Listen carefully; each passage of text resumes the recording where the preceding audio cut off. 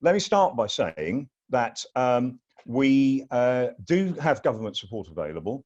It works for some members, but people working in the industry, but it definitely doesn't work for all. It doesn't go far enough, and we've been working on the Treasury since it was announced to try and get extensions and easements that help people who work in interesting employment relationships. You've never done it in your life probably, but anyone who's facing a loss needs to think about putting in a claim under universal credit, okay? And so far, about 1 million other people in the country have put claims in. You should be thinking about doing the same. A lot of the stuff I'm going to explain to you has not yet been linked up for benefit purposes, so you can put claims into all sorts of stuff. We don't yet know what's going to be done at the end of this period to unpick some of the linkages and people getting paid twice for stuff, but really you should think about claiming anything you can, and universal credit's definitely one of them. Quick word about tax. We've seen a number of movements on tax which will be helpful for people. If you're a self-employed sole trader, then the money you expected you might pay on account if you've been in self-employment for more than a year, which was due on the 31st of July, that payment has now been deferred till the end of January next year. It means you'll get a 1-year bill instead of a 6-month bill.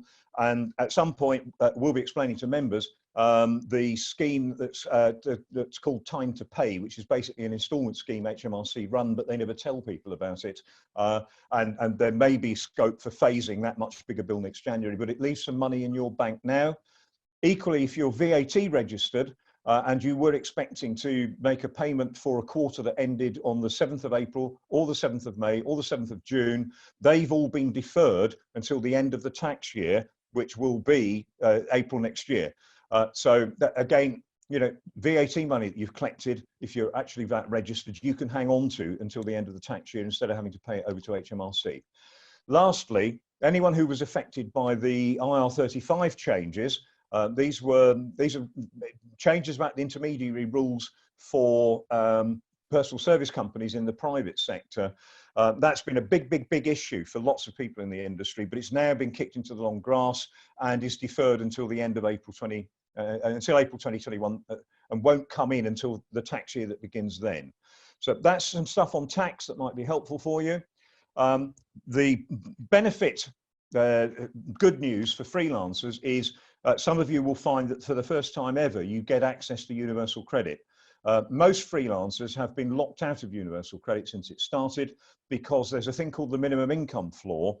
This is an assumed income per week of 35 hours at whatever statutory wage is appropriate to you. For most of you, it would be the national living wage, which is just over £9 an hour now. But this income, the assumed income, whether you had it or not, right, was counted into all the calculations where you get means tested as to what components you get and how much they're worth to you. And it basically locked out most freelancers from most components. You've now suddenly got access to them. Good news also, some components have been increased by £20 a week, which puts the freelancer who applies for universal credit would get if you qualify, you'd get the basic award, I think, which is equivalent of statutory sick pay for an employee, which is £94.25 a week. There is a means test. If you've got £16,000 worth of savings, you are bounced out of the system at that point. If you've got £6,000 up to £16,000, there's a kind of tapering mechanism by which your universal credit is clawed back on account of the fact you've got lots of money in the bank. And this is causing problems for people who, for example, were saving up for that payment on account that they owe HMRC. So there'll be individual decisions to make about what you do with the cash in the bank. Last point on universal credit, it normally depends on a face-to-face interview down at the job centre. That has been relaxed, and it will simply be a phone call if you can ever get through. The lines are apparently jammed, but this is a benefit you may be entitled to, and at a time when we're worrying about how we put food on the table, anything you can get from government is worth trying for. So have a go at universal credit. Now let me talk about the three modes of employment that are common in our sector and what exactly you can do. So firstly, we've got PAYE employees, and we've got a very interesting subset whom we tend to call PAYE freelancers. They're workers who work for lots of different employers on an intermittent basis.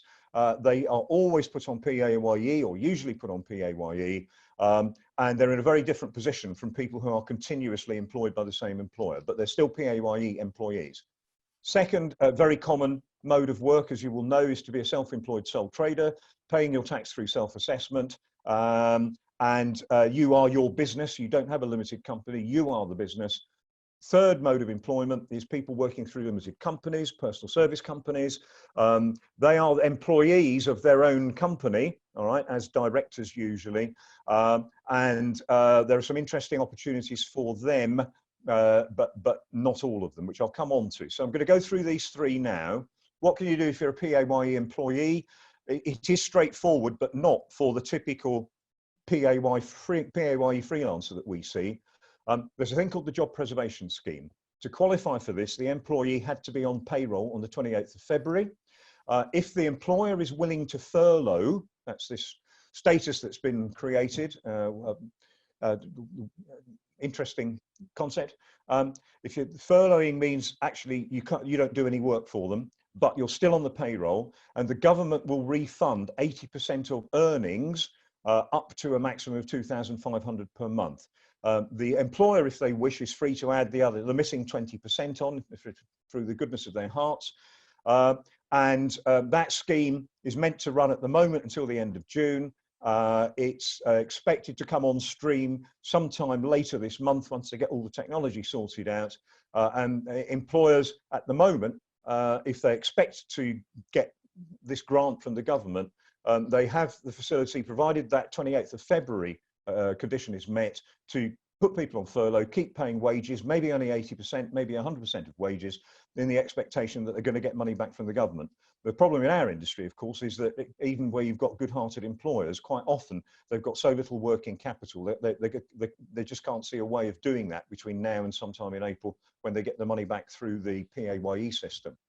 The income goes to the furloughed employee through the normal PAYE system, and is treated as its normal taxed income. So they pay tax and national insurance on it. The one condition, and one of the few conditions, apart from the 28th of February, is that they're not allowed, whilst on furlough, to do any productive work for the employer. We're running obviously into the problem of people who do PAYE, they do it on an intermittent basis, and it just happened that they didn't happen to have a contract in place or be on a payroll system on the 28th of Feb. And I might say a bit more on that when questions and answers pop up. So that's what happens to PAYE employees. And remember, it is voluntary on behalf of the employer. Self-employed sole traders, there is a system, but there are hoops and hurdles. The Self-Employment Income Support Scheme, commonly called now the SEISS, has a couple of conditions which are going to catch people out. One is, if your self-employed profit in any of the last 3 years was more than £50,000, you are not eligible for this scheme. All right. And actually, when you look at people's accounts, that £50,000 profit level is not particularly, you don't have a yacht and you don't have a Rolls Royce, let me put it that way. But the government put this in place. It is a cliff edge. And I'm afraid if you happen to hit the £50,000 plus, you are not eligible to apply to this scheme. And well, you're not eligible for the scheme. You don't have to apply. That self-employed income must be at least 50% or more of your taxable earnings. So taxable earnings, if you remember, self-assessed people, you're doing your SA 100 and all the associated pages, you will be declaring not just self-employed income, you'll be declaring employed income, PAYE, off your P60. You'll possibly be declaring some interest that you've had from a bank account. You might be declaring rental income that you've had from a property. There may be dividend income from shares that you've got as an investment. All of that is taxable income, but provided your self-employed portion is 50% or more, you qualify for the scheme. And those are the two big hurdles. The scheme works by giving you a grant of 80% of your average earnings over the previous 3 years, or part thereof if you haven't been doing 3 years. The maximum, again, like employees, is £2,500 per month. The payment is going to be made at the end of June, which is not very helpful if people are looking for food on the table tomorrow. But it will be a 3-month payment automatically remitted by HMRC to you. However, if you think you pass all those, you tick all the boxes, as it were, but you've got something odd that's happened, like there was a year you had out for maternity leave or something like that, we're saying get in touch with HMRC and just make sure they understand why there's a wobble in your record, okay, and hope that they're prepared to be flexible. Last point I'll make on this is that one of the key gateways is that you must have put in your self-assessment form for 2018-19. This shouldn't be a problem because people are well aware that if they don't do it, they get penalised, and the penalties are quite brutal and automatic. Even if you didn't do it, actually there is a current window open which ends on the 23rd of April, where if you didn't get that crucial tax return in, you have a chance to file it and therefore help to qualify for this scheme.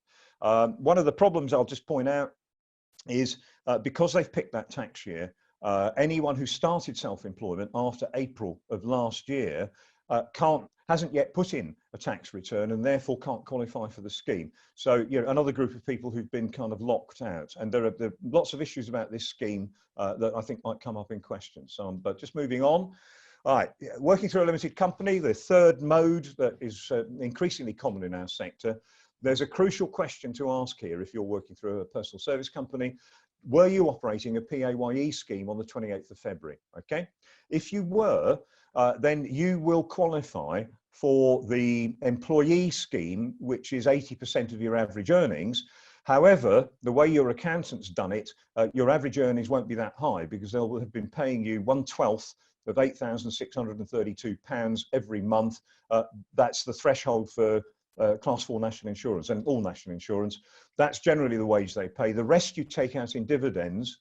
And if that's the situation and you don't qualify for the furlough scheme because you weren't operating a PAYE scheme, then I'm afraid in the Chancellor's words, you are specifically excluded because, in quotes, you earn salary and dividend through your own company. Okay, that specifically excludes you from the support schemes that I've outlined so far. And depending how your accountant has done stuff, you may actually find that even though you didn't know it, there was a PAYE scheme quietly working in the background, and that's how you got your monthly payment if you were receiving it. So go and ask, make your accountants do some work. They charge you money, make them earn it, okay? Because they need to help you on this.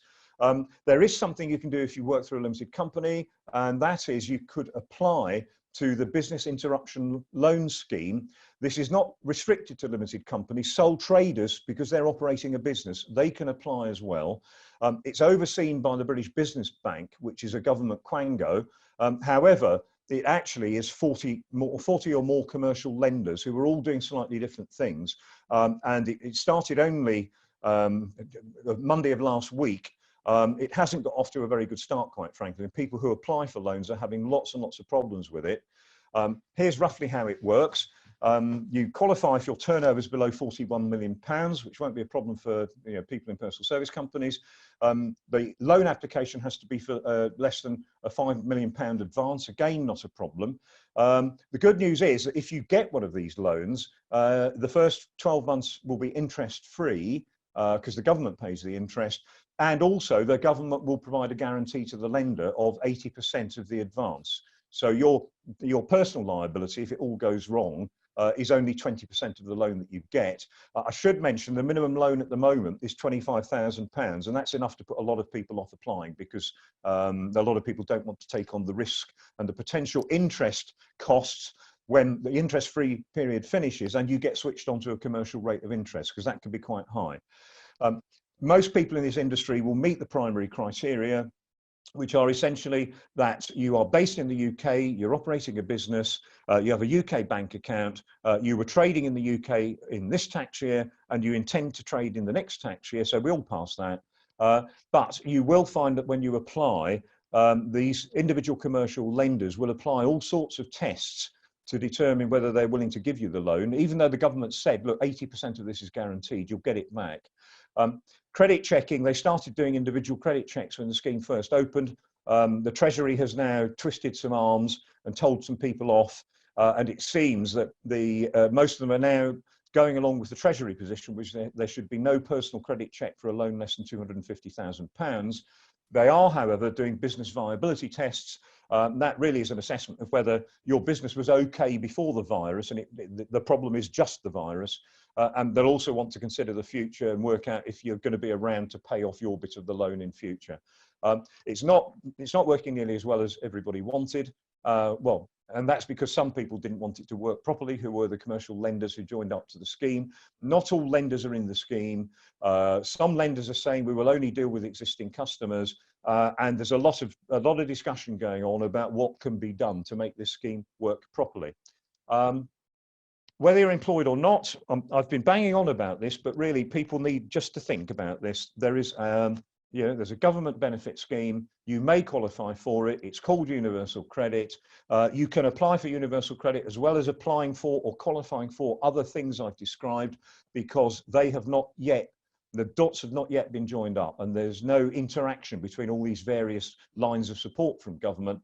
So do remember universal credit. It's a pain to apply for. It's not much when you get it, but to put food on the table, if it helps, do it. Last point, we, amongst many agents, or it's not just my union, but we're actually doing an awful lot of work on this. We're working on the Treasury because lots of self-employed people have been locked out of these support programs. Part of the reason we now realise is that these programs have been designed and the guidance has been written by civil servants who actually don't have much understanding of the real world of work for some people, especially in our industries. So their mindset is, oh, well, we're trying to support people who work on a fixed wage for a single employer, and they work Monday to Friday. And of course, that's not the world of work for most of our people. So we're working on it, and we're encouraging people, and I hope that ScreenSkills are doing the same, to keep banging on at the Treasury to make sure that we get as many of these excluded groups back in to an area of support. We've particularly highlighted the fact that there are examples of people who work and pay their taxes, but because of the particular mode of employment they're in, they have been excluded and are not being treated like other employees, and we think they should be. So do write to your MPs. There are two things you need to explain in a personal way. One, there is a widespread perception in Whitehall that because you're self-employed or because you've got your own limited company, you're doing okay. That's one of the reasons we suspect why there was a 50k cliff edge put into the self-employed support scheme. We know that's not true. We're not all doing brilliantly well, and we are not millionaires. We don't have yachts and houses in Monaco, and they need to understand that. We're just mostly ordinary people earning fairly normal wages. Secondly, most MPs are being told by the Treasury that this is a fantastically good set of support mechanisms which works brilliantly. Actually, they need to know that it doesn't work for some people, and many of you will be amongst the people it doesn't work for. So you've got a personal story to tell your MP.